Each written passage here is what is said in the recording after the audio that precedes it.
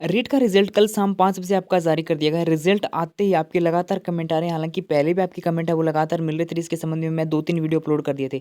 लेकिन एक बार फिर आपके कमेंट आ रहे हैं कि मैं सेकंड ईयर में हूँ और मेरी रीट है वो क्लियर हो गई है, मुझे पात्रता मिल गई है। अब क्या मैं मेन एग्ज़ाम दे सकता हूँ, नहीं दे सकता हूँ?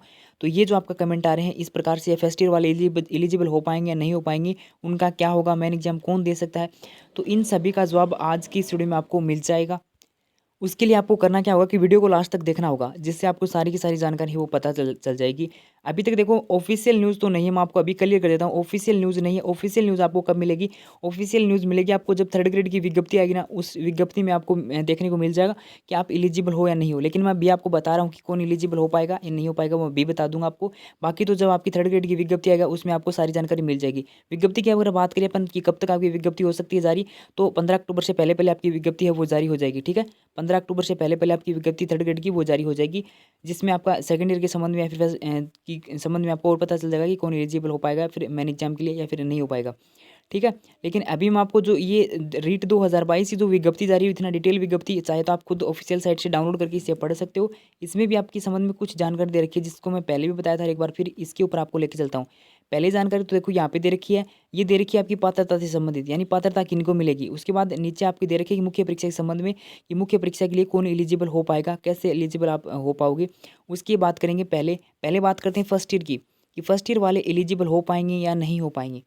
तो देखो पहले मैं बात करता हूँ बीएसटीसी फर्स्ट ईयर के जो स्टूडेंट हैं उनके, तो आपको क्या यहाँ पे क्या दे रखा है कि 12वीं कक्षा आपकी 50% संख्या के साथ होनी चाहिए, ये नॉर्मल बात है। उसके बाद नीचे यहाँ पे देखा कि जो प्रारंभिक शिक्षा सत्र यानी डिप्लोमा जो भी नाम से आपका जाना जाता है, तो राजस्थान में डीएलएड के नाम से जाना जाता है, बीएसटीसी जिसे आप बोलते हो। तो वो बीएसटीसी है, या तो आपने उसे उत्तीर्ण कर लिया हो, या तो आप उसे पास कर लिया हो, या फिर आपको उसके अंतिम वर्ष में अध्ययनरत हो, ठीक है? या तो ये आप उसके अंतिम वर्ष में अध्ययनरत हो। अब यहाँ पे एक बात ये नहीं लिखी हुई कोई भी, कभी आप ये बोलो कि फर्स्ट ईयर का रिजल्ट है वो रीट से पहले आना चाहिए था, या फिर रीट का रिजल्ट से पहले फर्स्ट ईयर का रिजल्ट आना चाहिए था, उसके बाद अंतिम वर्ष। लेकिन यहाँ पे मैं साफ-साफ आपको बताता हूँ कि फर्स्ट ईयर वाले हैं वो एलिजिबल नहीं है, जिस अकॉर्डिंग टू नोटिफिकेशन, ठीक है?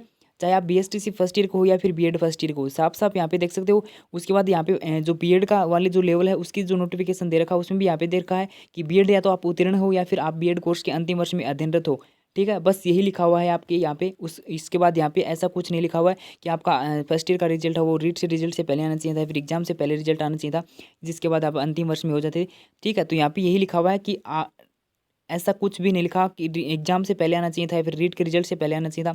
सिंपल एक लाइन लिखी हुई है कि या तो आप उत्तीर्ण हो या फिर आप अंतिम वर्ष में अध्ययनरत हो, ठीक है?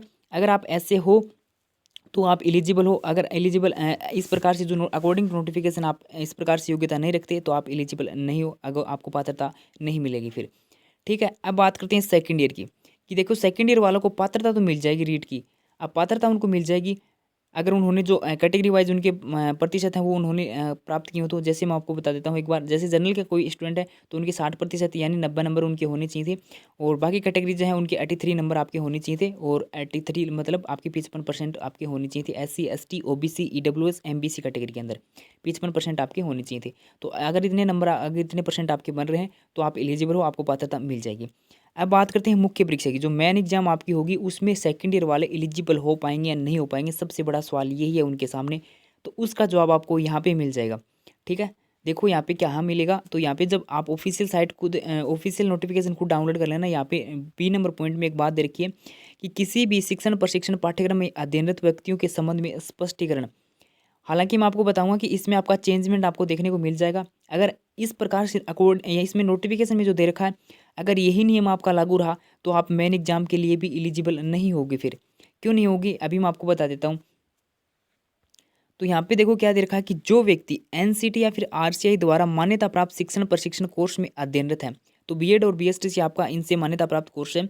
उसके बाद एवं एनसीटी द्वारा जारी 23 अगस्त 2010 एवं समय-समय पर जो जारी उनके जो वैधानिक रूप होते हैं, फिर प्रभावी अधिसूचनाएँ जो भी जारी करता है एनसीटी, उसके अनुसार न्यूनतम शैक्षणिक योग्यता रखते हो, तो रीट 2022 में बैठने के लिए आप पात्र हो, यानी आप बैठने के लिए पात्र हो। यहाँ तक आपकी बात हो गई रीट की।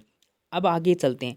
किंतु उपरोक्त अध्ययनरत अभ्यर्थी राज्य सरकार द्वारा भर्ती के लिए तभी पात्र होगा जबकि उन्होंने उपरोक्त प्रशिक्षण कोर्स योग्यता जो भी योग्यताएं आपकी जो भी आपकी प्रशिक्षण कोर्स से संबंधित जो भी आपकी योग्यताएं हैं वो राज्य सरकार द्वारा प्रचलित एवं प्रभावी नियमों के अनुसार प्राथमिक एवं उच्च प्राथमिक विद्यालय अध्यापक भर्ती प्रतियोगी परीक्षा, देखो यहाँ पे क्या लिखा हुआ है कि प्राथमिक और उच्च प्राथमिक विद्यालय अध्यापक भर्ती प्रतियोगी परीक्षा के लिए ऑनलाइन आवेदन करने हेतु निर्धारित अंतिम तिथि तक या इससे पूर्व समस्त शैक्षणिक एवं प्रशैक्षणिक योग्यता एवं रीट 2022 के न्यूनतम प्रतिशत सहित आपने उत्तीर्ण कर लिया हो। अब मैं आपको बता देता हूँ, आपको समझ में आया तो ठीक है, जहाँ तक मुझे समझ में आ रहा है मैं आपको यहाँ पे इसका मतलब बता देता हूँ। यहाँ पे क्या दे रखा है कि जो आपकी थर्ड ग्रेड की विज्ञप्ति जारी होगी ना, प्राथमिक एवं उच्च प्राथमिक विद्यालय अध्यापक भर्ती प्रतियोगी परीक्षा की जो विज्ञप्ति जारी होगी, थर्ड ग्रेड की जो विज्ञप्ति जारी होगी, उसके जो आप आवेदन करोगे ना, जो उसके फॉर्म अप्लाई करोगे, उस फॉर्म अप्लाई करने की जो लास्ट डेट होगी, जैसे मैं आपको बताता हूँ कि आपकी फॉर्म है वो मान लो 15 अक्टूबर से शुरू होते हैं और 15 नवंबर तक आपके रिजल्ट हैं, 15 नवंबर तक आपका जो लास्ट डेट रहती है फॉर्मों की थर्ड ग्रेड अध्यापक भर्ती प्रतियोगी परीक्षा की। तो 15 नवंबर जो होगी उससे पहले पहले आपका सेकंड ईयर का जो रिजल्ट है वो आना चाहिए, चाहे बीएसटीसी सेकंड ईयर हो या फिर आपके जो बीएड फर्स्ट सेकंड ईयर हो, ये योग्यता है ये आपके पास होनी चाहिए। आप भी यहाँ पे पढ़ सकते हो, इतना तो आपको भी समझ में आ जाएगा कि इसमें क्या लिखा हुआ है। प्राथमिक एवं उच्च प्राथमिक अध्यापक भर्ती परीक्षा जो नोटिफिकेशन जारी होगा, जो प्रतियोगी परीक्षा के लिए जो ऑनलाइन आवेदन करने की निर्धारित अंतिम तिथि तक या फिर उससे पूर्व आपकी शैक्षणिक प्रशैक्षणिक योग्यताएं हैं या फिर रीट एवं न्यूनतम प्रतिशत अंक के साथ आप उत्तीर्ण किए हो। मतलब इसका ये है कि आपने रीट तो पास कर ली हो, उसके बाद आपकी जो अंतिम तिथि से पहले आपकी शैक्षणिक योग्यता है वो भी आपके पास होनी चाहिए। ठीक है, ये बात इसमें लिखी हुई है। अब बात करते हैं कि क्या इस तारीख से पहले आपका रिजल्ट है वो आ जाएगा। तो देखो हो सकता बीएड का लगभग मैं बताता हूँ कि बीएड सेकंड ईयर का सभी यूनिवर्सिटी का रिजल्ट है वो इस तारीख से पहले आ जाएगा। ठीक है, मान लो 15 नवंबर अपन मानते हैं, अभी नोटिफिकेशन तो जारी नहीं हुआ कि थर्ड ग्रेड की लास्ट डेट क्या रहेगी फॉर्मों की, लेकिन मानते हैं कि 15 नवंबर अभी मान लो आपकी लास्ट डेट है फॉर्म अप्लाई करने की। तो 15 नवंबर से पहले आपका बीएड का सेकंड ईयर का रिजल्ट है वो सभी यूनिवर्सिटी का आ जाएगा। ठीक है, 15 नवंबर के लगभग का अभी 10 अक्टूबर से पहले ही आ जाएगा, क्योंकि 11 अक्टूबर से आपकी फर्स्ट ग्रेड की एग्जाम होने जा रही है ना, तो लगभग 10 से पहले ही आपका रिजल्ट है वो आ जाएगा बीएड सेकंड ईयर का।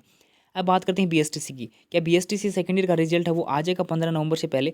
तो अभी मैं बता देता हूँ कि रिजल्ट तो आपका, अगर यही नियम आपका लागू रहता है तो रिजल्ट तो आपका जारी करना पड़ेगा, क्योंकि अभी आपको क्या है कि आपका फाइनल लेसन वगैरह चल रहे हैं बीएसटीसी का 6 अक्टूबर से लेकर आपका 15 अक्टूबर तक आपके फाइनल लेसन होंगे बीएसटीसी सेकंड ईयर के। उसके बाद आपकी एग्जाम होनी है, एग्जाम के बाद आपका रिजल्ट तैयार करना है। तो अगर यही नियम आपका रहता है तो 15 नवंबर से पहले आपको विभाग को रिजल्ट, मतलब लास्ट डेट से पहले आपको रिजल्ट है वो जारी करना पड़ेगा। अगर नहीं होता है तो फिर आप एलिजिबल नहीं हो पाओगे। या फिर इसमें आपको एक बात सबसे इंपॉर्टेंट, अब अगर यहाँ तक आप वीडियो देख रहे हो तो ये बात आप अभी सुन लो कि हो सकता है आप में इसमें चेंजमेंट देखने को मिल जाए। मैं नहीं कहता कि नोटिफिकेशन में आपको यही जो लाइन है वो आपको देखने को मिलेगी योग्यता के अंदर।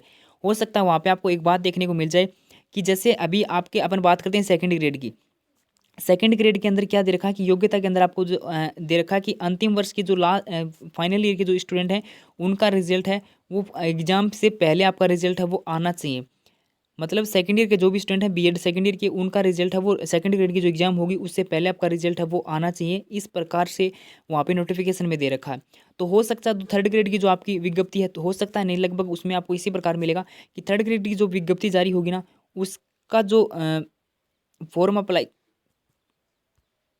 करने की लास्ट डेट नहीं, बल्कि जो एग्ज़ाम होगी ना आपकी जनवरी, उससे पहले, एग्ज़ाम से पहले आपका रिजल्ट है वो आना चाहिए। तो तब तक आपका सभी का रिजल्ट है वो आ जाएगा और आप है एलिजिबल हो जाओगे। अब मैं आपको एकदम साफ साफ क्लियर कट शब्दों में बताऊं तो क्या सेकंड ईयर वाले एलिजिबल हैं, तो सेकंड ईयर वाले हैं वो आप एलिजिबल हो 100%, आप मेन एग्जाम है वो दे सकते हो, चाहे बीएसटीसी फर्स्ट सेकंड ईयर के हो या फिर बीएड सेकंड ईयर के हो। ठीक है, मेन एग्जाम के लिए आप एलिजिबल हो। अगर आप अच्छा जो कट ऑफ पार करते हो तो फाइनली आपको ज्वाइनिंग मिलेगी। ठीक है, बस आप, और अभी भी आपको अगर कुछ भी ना समझ में आया हो तो कमेंट कर देना, हो सकता है तो जितना मैं रिप्लाई करने की कोशिश करूँगा। अगर फिर भी ना समझ में आए तो इंस्टा या फिर टेलीग्राम पे आप मैसेज कर लेना, ये पीडीएफ आपको भेज दूंगा, या फिर आप खुद डाउनलोड करके इससे पढ़ लेना और आपको समझ में आ जाएगा कि इसमें क्या दे रखा है। ठीक है, यहाँ पे एक बात ज़रूर दे रखी है, इसको मैं पहले भी काफ़ी बार इसको मैं पढ़ चुका हूँ। जहाँ तक मुझे समझ में आ रहा है मुझे यही है कि जो आपकी थर्ड ग्रेड की विज्ञप्ति जो जारी होगी उसके फॉर्म भरने की जो लास्ट डेट है उससे पहले आपकी योग्यता आपके पास होनी चाहिए। लेकिन इसमें आपको चेंजमेंट देखने को मिल जाएगा, क्योंकि थर्ड ग्रेड की जो एग्जाम होगी उससे पहले आपका रिजल्ट है वो आना चाहिए। जैसा कि सेकंड ग्रेड के अंदर आपका है ये नियम लागू कि एग्जाम से पहले आपका सेकंड ईयर का रिजल्ट है वो आना चाहिए। ठीक है।